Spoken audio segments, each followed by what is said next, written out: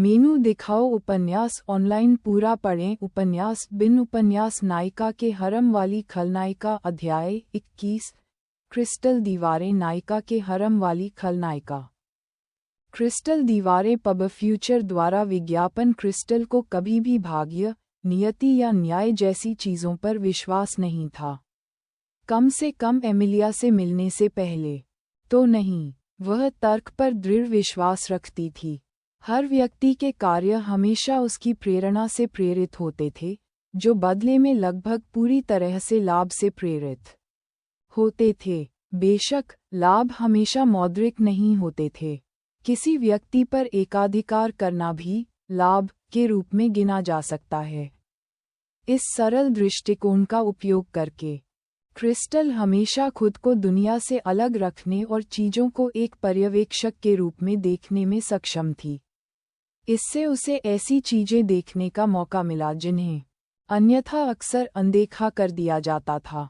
यदि कोई व्यक्ति उनसे मित्रता की इच्छा से संपर्क करता है, तो उसके पीछे कई कारण हो सकते हैं।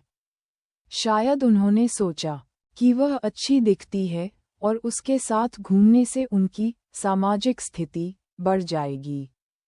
संभवतः वे उसकी शैक्षणिक उत्कृष्टता से लाभ उठाना चाहते थे तथा उसके साथ सीखकर अपना प्रदर्शन बढ़ाना चाहते थे, और शायद वे कुछ अन्य लाभों की भी चाहत रखते हों। इसके बावजूद उन्हें हमेशा दृढ़ता से अस्वीकार कर दिया गया, और क्रिस्टल बचपन से लेकर अब तक एक करीबी दोस्त के बिना रही। भले ही क्रिस्टल जानती थी कि बदले में उन्हें इससे लाभ मिल सकता है, फिर भी उसके मन में घृणा थी। शायद एकमात्र चीज़ जिसे वह कभी तर्कसंगत नहीं बना सकी, वह थी उसके अपने कार्य। उसने उनका प्रस्ताव कभी स्वीकार क्यों नहीं किया, जबकि इससे उसे भी स्पष्ट रूप से लाभ मिलने वाला था। जब वह बड़ी हुई तो क्रिस्टल को एहसास हुआ कि यद्यपि उसका दिमाग हमेशा तर्क का अनुसरण करता था, लेकिन उसके कार्य हमेशा उसकी भावनाओं से निर्देशित होते थे। भले ही वह खुद से निराश थी, लेकिन उसे ये स्वीकार करना पड़ा कि अपने दिल की गहराई में वह एक आदर्शवादी थी, एक बेवकूफ़ जो तर्क और तथ्यों को नज़रअंदाज करती थी।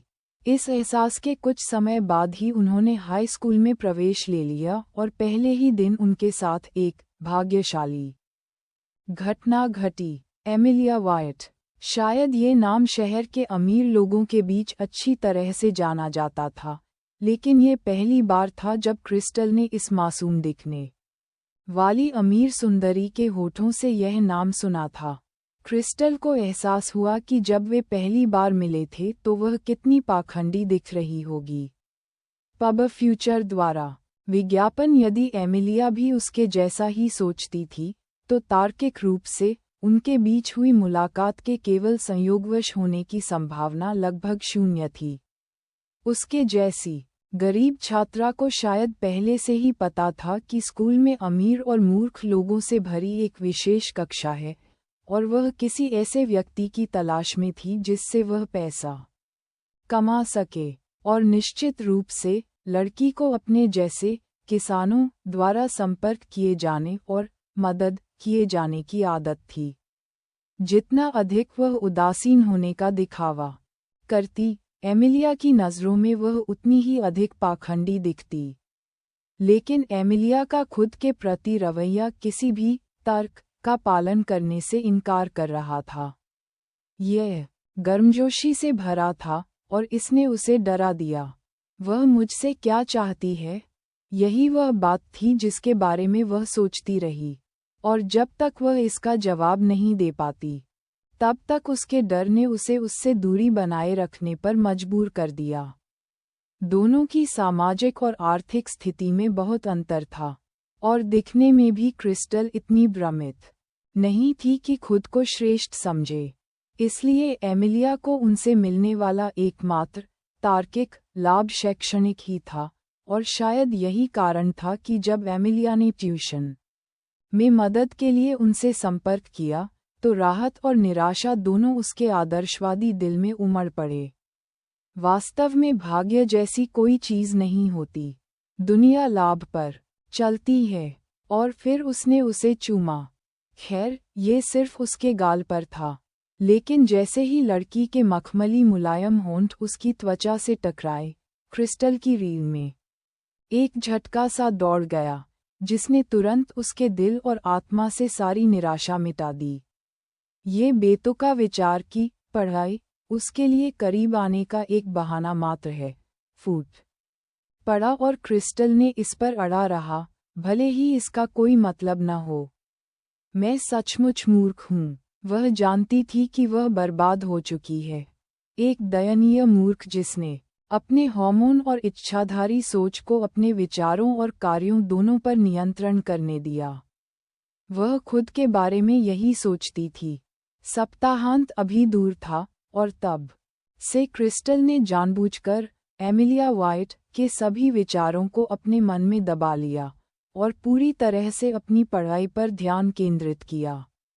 बस एक आम अमीर और सुंदर लड़की। सप्ताहांत बहुत दूर नहीं था और वह निश्चित रूप से तब उसे बेहतर तरीके से जान पाएगी। उसके व्यक्तित्व की कुरूपता और उसके विचारों की चंचलता उजागर होने पर निश्चित रूप से उसका भ्रम दूर हो जाएगा और वह एक बार फिर से आज़ाद हो जाएगी। कम से कम उस समय तो उसने यही सोचा था।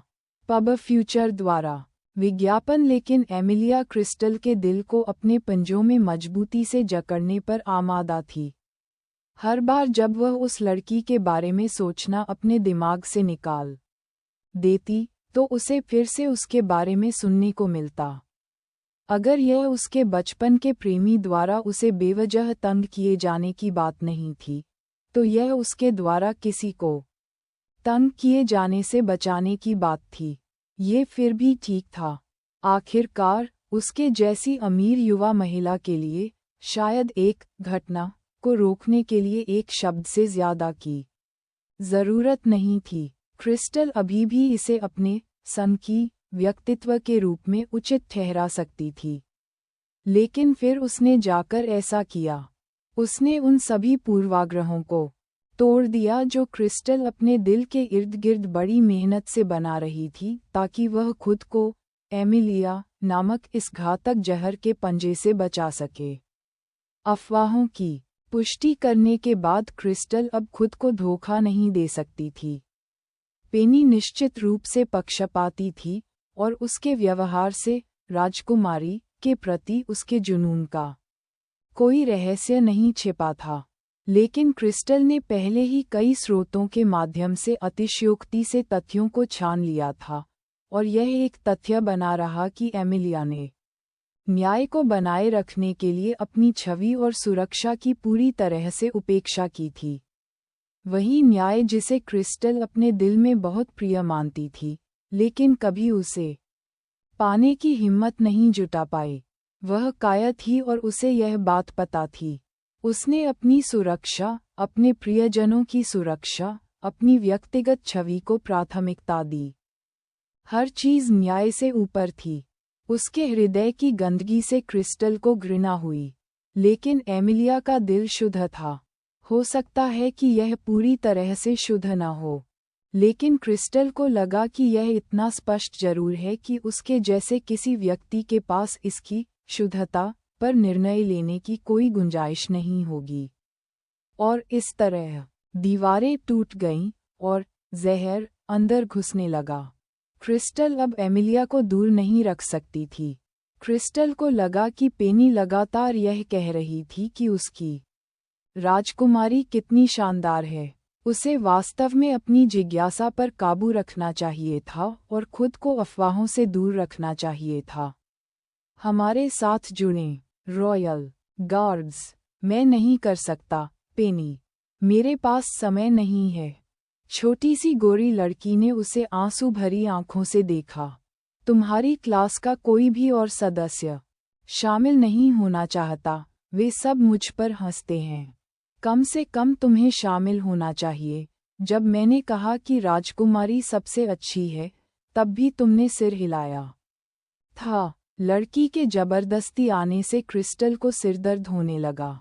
घड़ी की ओर देखते हुए अचानक उसकी आंखें चमक उठीं। पब फ्यूचर द्वारा विज्ञापन। यह सही है, वह बस जा सकती है। समय तो देखो, लगभग सभी लोग जा चुके हैं। चलो चलें। हम इस क्लब वाली बात के बारे में किसी और दिन बात करेंगे, ठीक है? उसने पेनी की नाराजगी पर ध्यान नहीं दिया और जल्दी से अपनी किताबें समेट लीं। कक्षा ए में कुछ ऐसे छात्र थे जो उससे कम पढ़ने को तैयार नहीं थे और जब तक वह नहीं पढ़ लेती थी तब तक वे स्वर अध्ययन नहीं छोड़ते थे। जब उन्होंने उसे उठते देखा तो उन्होंने राहत की सांस ली, क्योंकि उन्हें भी पेनी की ऊंची आवाज में बड़बड़ाती आवाज सुननी पड़ रही थी। उसकी छोटी बहन जैसी शक्ल सूरत की वजह से उनमें से कुछ को वह प्यारी लगी, लेकिन कोई भी ऐसे बेकार क्लब में अपना समय बर्बाद नहीं करना चाहता था। शायद सिर्फ क्लास सी के बेवकूफ़ ही इतने बेवकूफ़ होंगे। जब क्रिस्टल ने गेट खोला और जल्दी से भागना चाहा, तो उसकी अभिव्यक्ति अविश्वास में जम गई। क्या अब उसे भ्रम होने लगा था? एमिलिया, राजकुमारी, पेनी की चीख ने उसे आश्वस्त किया कि वह मतिभ्रम नहीं कर रही थी, और वह राहत में मुस्कुराई। एट नॉवल बन एट। उनके पीछे खड़े छात्र पेनी का मजाक उड़ाते हुए चले गए, लेकिन लड़की इतनी व्यस्त थी कि उसे इस बात का ध्यान ही नहीं रहा, क्योंकि उसे अभी अभी अपनी आदर्श का हाथ पकड़ने का अवसर मिला था। एमिलिया का चेहरा लाल हो गया था और उसने अजीब तरह से पेनी के सिर पर थपथपाया। बस बहुत हो गया, चलो कैफेटेरिया में बात करते हैं। वह नहीं जानती थी कि एमिलिया उससे अधिक शर्मिंदा क्यों दिख रही थी, लेकिन लड़की ने जल्दी से उन्हें कैफेटेरिया भवन में ले जाया, और क्रिस्टल को भी आश्चर्य हुआ कि पेनी अपनी छोटी टांगों के साथ उनके साथ चल रही थी। बॉब कट काले बालों वाली, मेहनती दिखने वाली लड़की रास्ते में अनजान पेनी की ओर घूरती रही, और क्रिस्टल को आश्चर्य हुआ कि उन दोनों के बीच क्या व्यक्तिगत संघर्ष होगा। क्लास सी और क्लास एस के छात्रों के बीच इतनी बातचीत होना कोई मायने नहीं रखता, है ना? फिर, अगर उनके बीच एकमात्र सामान्य कड़ी एमिलिया है, तो इसका कारण निश्चित रूप से वही होगी। लेकिन वह लड़की स्पष्ट रूप से एक करीबी विश्वासपात्र थी, जबकि पेनी एक प्रशंसक के अलावा कुछ नहीं थी। क्रिस्टल का दिमाग तेजी से घूमने लगा, क्योंकि वह एक असहज निष्कर्ष पर पहुंच गई थी। इसमें दो बड़ी संभावनाएं हैं। पहली, उसे एमिलिया से प्यार है और जो भी उसके करीब आता है, उससे उसे गहरी जलन होती है। और दूसरी यह कि वह बिना किसी मूल्य के किसी से भी नफरत करती है। जहाँ तक इस बात का प्रश्न है कि वह स्वयं के प्रति इतनी शत्रुतापूर्ण क्यों नहीं थी, ये भी स्पष्ट था। शायद उसने मुझे मेरे शैक्षणिक या भविष्य के मूल्य के कारण स्वीकार नहीं किया, लेकिन पेनी में वह सब नहीं है। क्रिस्टल ने स्वयं ही सिर हिलाया तथा आशा व्यक्त की कि दूसरी संभावना सत्य होगी। उसे ये सोचकर बहुत बेचैनी हो रही थी कि एमिलिया के इतने करीब रहने वाला कोई व्यक्ति उसके पीछे पागल हो सकता है।